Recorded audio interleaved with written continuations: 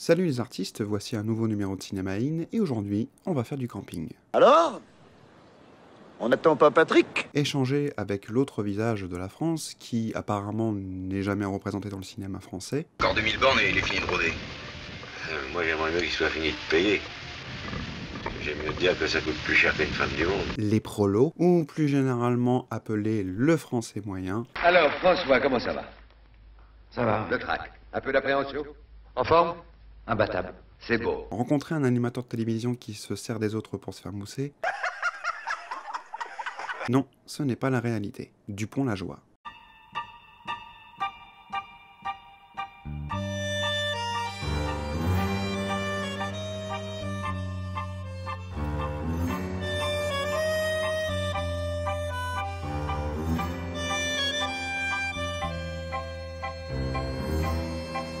Dupont-la-Joie est un film datant de 1974 et réalisé par Yves Boisset, qui est un réalisateur très intéressant qui s'inspire très fortement des faits de société. On lui doit par exemple l'attentat qui s'inspire d'un vrai assassinat qui a eu lieu durant les années 60, RAS, où l'action se situe durant la guerre d'Algérie, le thriller par moments très hitchcockien Folle à tuer mettant en scène Marlène Jobert et Thomas Milian. On revient toujours à Thomas Milian.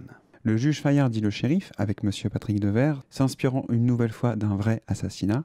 Espion lève-toi avec Monsieur Lino Ventura, le très bon Le Prix du danger, dénonçant le monde de la télévision, plus particulièrement la télé-réalité, et oui, déjà, ou encore le très surprenant Canicule, mettant en scène une légende d'Hollywood, Lee Marvin. En d'autres termes, Yves Boisset n'avait pas peur de prendre des sujets délicats, voire casse-gueule, et d'une certaine manière, il confrontait les Français à leur propre image, sans être moralisateur, attention. Dupont-la-Joie reste dans la continuité de l'œuvre du cinéaste et s'inspire encore d'un fait divers. Durant l'été et l'automne 1973, une vague d'agressions racistes a lieu en France, que ce soit à Paris, Grasse ou encore Marseille. Une cinquantaine d'Algériens sont assassinés, dont au moins 17 dans la région marseillaise. Le contexte de l'époque était plus que délicat, entre des tensions diplomatiques entre la France et l'Algérie, au moment d'un choc pétrolier, ou encore les rancœurs liées à la guerre d'Algérie. Je ne vais pas rentrer dans un cours de politico-historique, parce que c'est pas mon métier et je laisse ça aux autres, mais voilà le contexte du film, et surtout,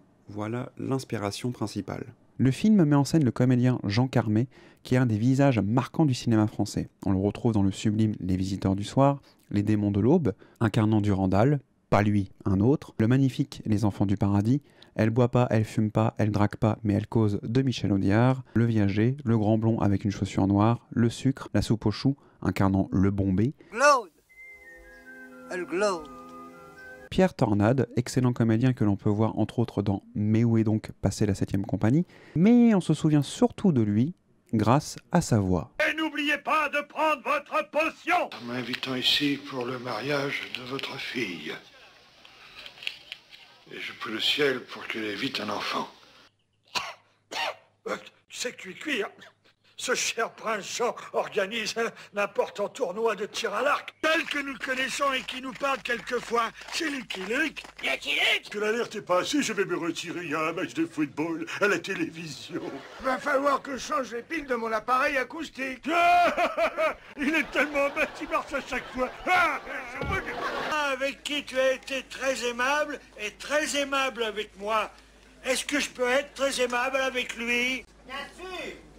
Lève un peu la tête, Romain, s'il te plaît, que je puisse être vraiment très aimable. Autre grand visage du cinéma français, Jean Bouise, que l'on retrouve dans Tintin et les Oranges Bleues, Mourir d'aimer, Le Vieux Fusil, Monsieur Klein, Mort d'un pourri ou encore dans Coup de tête.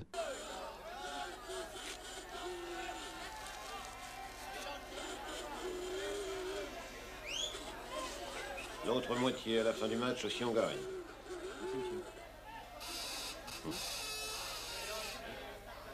À la fin du match, l'autre moitié si on gagne.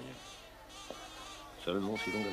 Michel Perrelon, que l'on peut voir dans Radia sur la Schnouf, celui-là, faudrait que j'en parle un jour, Dr Popol, La Scoumoun, Les Valseuses ou encore dans Les Visiteurs incarnant Édouard Bernet, président de la banque Bernet et Bernet. Oui, dans notre banque, nous apprécions énormément les grandes familles. Grâce vous soit rendue, gentil Bernet et Bernet. Robert Castel, que l'on peut voir dans Deux hommes dans la ville, Je suis timide mais je me soigne, ou encore, attention, titre long mais je voulais le nommer, mais qu'est-ce que j'ai fait au bon Dieu pour avoir une femme qui boit dans les cafés avec les hommes? Et pour finir ce tour d'horizon, il y a la toute jeune, à l'époque, Isabelle Huppert. Les Valseuses, Le Juge et l'Assassin, Les Portes du Paradis, Coup de torchon, la femme de mon pote, entre autres. Se jouer entre les numéros 1 et 10. Cela donnera sans doute une. Jamais je le toucherai. Je vais toucher une fois dans le désordre, 20 balles, il a pris. Moi, je l'ai jamais touché, même dans le désordre. Ma parole, il te fout de ma gueule? Quoi? Qu'est-ce que tu fais ici au lieu d'aller balayer dans la rue? Ça va, hein? Ça va, mais c'est là. Je comprends pas un mot de ce qu'il dit, tu l'as fait payer au moins. Quand t'as fait toujours payer d'avance. Bon, c'est vrai, ça, ils viennent bouffer chez nous, puis par-dessus le marché, ils se foutent de notre gueule. Où est-ce qu'on va travailler chez eux, nous? Voilà, t'as raison, d'abord, s'ils étaient capables, ils seraient pas balayeurs. Demain, c'est les vacances, alors il faudrait peut-être commencer à ranger, Monique, parce que ce soir, il n'est pas question de fermer à minuit. Georges Lajoie est un cafetier parisien. Chaque année, il emmène sa famille en vacances au camping du Soleil, où il retrouve le couple Schumacher, dont le mari est un huissier, et la famille Collin, vendeur de soutien-gorge sur les marchés. Le séjour de ces gens ordinaires va être troublé par la proximité d'un chantier où travaillent des ouvriers étrangers. Mais Georges Lajoie est également troublé par Brigitte, la fille de la famille Collin. Le mousseux, avec ou sans mousse. Attention, hein. La moustache. Comme auraient dit les trois mousses. Faut pas faire attention, non? Ça va pas la tête. Non mais ça va pas la tête. On peut dessus. Alors on se prend tout permis maintenant. C'est toi qui vas le payer le pantalon, non? C'est pas ma faute. Tu t'excuses? C'est la danse. Non mais si on les laissait faire, mon vieux, mais ils nous marchaient sur la gueule, les bicots. Une chronique sur la connerie humaine. Yves Boisset propose une plongée dans une France qui a vécu, qui a soutenu, qui a appliqué le racisme ordinaire et la xénophobie. Les mauvaises langues, ou ceux qui font semblant de mal regarder, pourraient penser que le cinéaste caricature une partie de la France, et donc une partie des Français, de l'époque du moins, ce qui est totalement faux. La première partie du film est un quasi-documentaire. D'ailleurs, Yves Boisset, dans sa mise en scène, reste très près des personnages, restant tout le temps proche d'eux, de leurs émotions, comme un témoin d'une vie de vacances. Avec ses arrivées en retard à cause de la circulation, le vivre ensemble, le partage d'un apéro ou d'un dîner, des jeux de l'été appelés Intercamping, gros clin d'œil à Interville, présentés par l'animateur vedette, le grandiose, le boss, celui qui est proche des gens, du peuple, Léo Tartafione, gros clin d'œil au présentateur vedette de l'époque, Léon Zitrone, incarné par un magistral Jean-Pierre Mariel avec son assistant Gérald, incarné par un tout jeune Jacques Villeray. Il faut enchaîner, allez. Caméra 1, gros plan sur moi. Oui, allez. Hein, je pars aussi. Allez. Oui. Mesdames, Mesdemoiselles, Messieurs, le destin vient de frapper tragiquement une famille française. Nous sommes tous ici, sous le choc de l'émotion, et je laisse à mes collègues de l'information le soin de vous apporter de plus amples détails sur ce drame atroce. Oui, il a existé des Français comme ça, et le personnage de Georges Lajoie et ses amis de vacances ne sont pas des caricatures de Français dits moyens, de prolos en vacances qui amusent un cinéaste. Au contraire, le réalisateur les présente, les montre simplement, tels qu'ils sont, sans jugement, sans être moralisateur. Avant de vous connaître, maître, sans vous vexer, si on m'avait dit qu'un huissier puisse consommer la nourriture... Je suis comme toi, moi j'aurais jamais le cru. C'est vrai? Vous savez, les huissiers, hein, c'est comme tout le monde. Nous avons nos bons, nous avons nos mauvais. Non, merci, là. Carla, viens manger. Thomas Jolin, qui c'est les nouveaux, là? Je l'ai regardé tout à l'heure. Ce sont des Italiens, je me suis renseignée. Mais il y a longtemps qu'ils habitent la France, hein. Lui, pareil, c'est un as dans son métier. Non, il est chef de chantier dans le bâtiment. Ah oui, mon beau-frère il dit toujours, les Italiens pour le bâtiment c'est ce qui est le meilleur s'ils étaient plus courageux. Mais le film va basculer avec l'élément, mais surtout l'acte qui va amener l'œuvre dans la tragédie répugnante. Georges Lajoie va violer et tuer, par accident je dirais, Brigitte Collin, sous prétexte qu'elle est belle, qu'elle est attirante, qu'elle aguiche, qu'elle l'a aguichée. Cette séquence, que je ne peux pas vous montrer car elle est très dure à regarder, l'interprétation d'Isabelle Huppert est pour le coup poignante, la scène est très difficile, mais elle représente le basculement de l'œuvre qui va continuer à être une chronique, non plus de gens en vacances, mais de gens avec leurs conneries. Putain, moi, si j'étais à sa place, j'aimerais autant dire qu'il s'en tirerait pas comme ça, les bignous, là. De toute façon, la police est bien là pour s'en occuper. La police, allez, chouette, la police. Police, toi. On tue la fille de Colin, lui, il va se coucher, lui. Exactement. Vous savez pas ce que vous dites. La nuit, la police n'a pas le droit d'enquêter, ou alors il faut un mandat. Quel mandat? Dis donc, le mec, il a descendu sa môme, il en avait un mandat, lui. Autrement dit, on peut se faire tuer, hein, mais les assassins, faut pas les réveiller. Voyons, messieurs, laissez-lui le temps de faire son enquête. Faut dire qu'avec les Arabes, il est pas allé chercher bien loin. Bon, absolument, mais je suis absolument d'accord avec monsieur. Moi, j'étais pas au bal l'autre soir, mais on m'a raconté quand le Benzobi, il a emmerdé sa môme à Colin. Et merde, s'il est aussi fort que ça, pourquoi il les arrête pas tout de suite? Il faut faire confiance à la police. Elle a sûrement ses raisons. Oui, alors vous voulez que je vous ai dit ses raisons à la police? Quand ils ont affaire à des Arabes, ils les ont comme ça. Jean Carmé est tout simplement incroyable dans le rôle. Il en est même terrifiant et dégoûtant. incarnant un homme qui pense avoir tous les droits, mais après l'acte, il va devenir presque silencieux, terrifié comme si qu'il sait que sa fin est proche, lâche, manipulateur, et va emmener avec lui des personnes de tout horizon à la haine de l'autre. Car un crime a été commis, quelqu'un doit payer. Un arabe fera l'affaire. Il a pas arrêté de vous emmerder! Et sauf comme ça, c'est qu'il a quelque chose à se reprocher. T'en fais pas, il ira pas loin, on va te le retrouver tour à tour. Allons-y les mecs!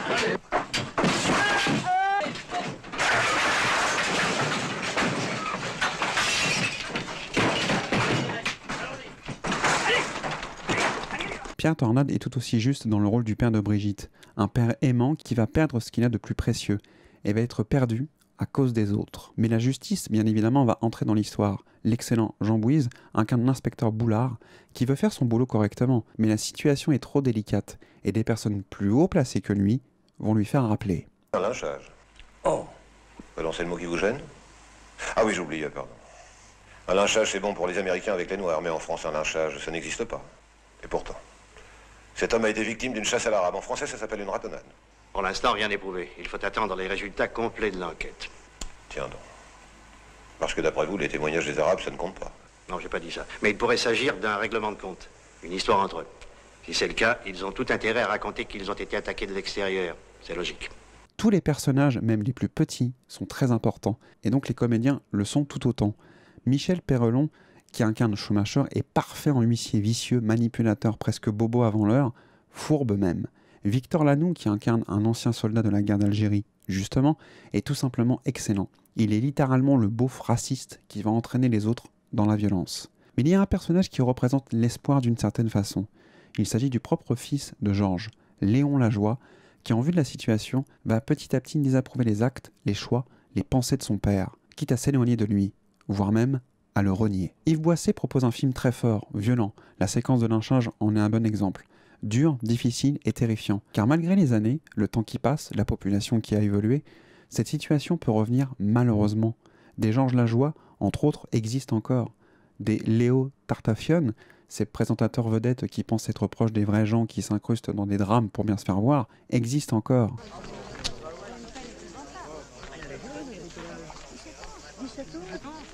Madame.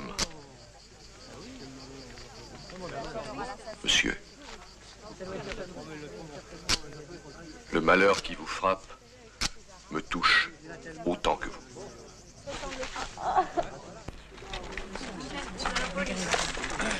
Ah, dites donc, vous, si vous vouliez être au premier rang, fallait arriver. Et là, plus monsieur, tôt. où allez-vous là? passer, c'est Boulard de Marseille. Dites-moi, il y a beaucoup de monde ici, brigadier. En effet, oui, je vais les faire reculer. Je vous en prie, monsieur. Je vous en prie. Inspecteur de police Boulard. Ah, très heureux, monsieur le commissaire. Vous êtes de la famille? Cet immense trajet. Pardon? Un parent? Ah. Un voisin? Non, mais... Un témoin, peut-être? Comment?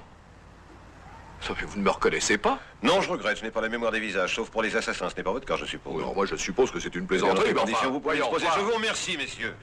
Allez, allons-y, Gérald. C'est autant vous dire qu'il va entendre parler de moi. Une œuvre, des situations, des dialogues, des mauvais choix, qui n'ont pas pris une ride. Mais il y a eu le revers de la médaille, surtout et malheureusement pour le comédien Jean Carmet, qui après ce film a vécu une forme d'enfer. À cause de sa performance incroyable, il a subi des menaces, des insultes et même des violences physiques, plongeant le comédien qui était un être joyeux et bon vivant dans une prison, s'éloignant des autres, ne sortant plus de chez lui, ayant peur du monde. Il mettra des années à s'en remettre, quand le public ne sait pas faire la différence entre la fiction et la réalité.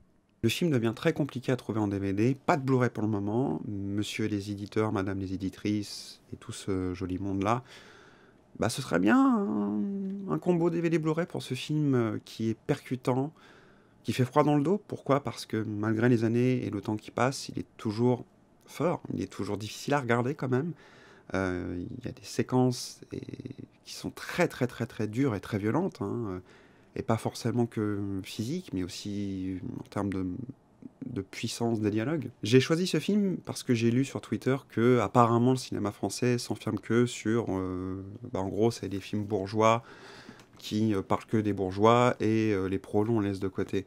Ce qui est totalement faux. Si on s'intéresse réellement au cinéma français, on voit qu'il y a énormément de films qui parlent justement de gens, d'ouvriers ou de personnes qui sont en difficulté. Et je juge que le cinéma français n'est pas obligé de parler que des difficultés de son pays ou la souffrance de certaines personnes qui vivent en France. Dupont-la-Joie fait partie de ces films qui sont inconfortables par la mise en scène, surtout parce que Yves Boisset, comme je le dis, utilise la technique du documentaire qui renforce ce côté très réaliste, en fait, mine de rien, de la situation, des gens, la manière dont il montre les gens, la manière dont il filme les gens. On a l'impression qu'on est en train de regarder un reportage, alors j'allais dire grolandais, mais sans le côté humoristique quand même. Mais on n'en est pas loin, en fait. C'est un film, voilà, qui est une claque, dans le bon sens du terme, évidemment. Alors bien sûr, on va pas le regarder tous les jours, hein, parce que c'est pas Camping, que je n'aime pas d'ailleurs, mais bon, voilà, ça c'est autre chose. Mais voilà, c'est un bon exemple de film qui parle, justement, des difficultés de compréhension, de la connerie humaine, sans être moralisateur. Le film n'est pas moralisateur, on ne tape pas sur les doigts en disant « Ah, c'est pas bien hein. ». Non, c'est juste un constat, c'est juste malheureusement que certaines personnes sont fermées d'esprit, sont répugnants aussi. Parce que Georges Lajoie est un être répugnant. Abonne-toi, commande pour un café ou un chocolat chaud ou un coca, et je te donne rendez-vous pour un nouveau numéro de Cinéma In. Aime le cinéma. Ciao.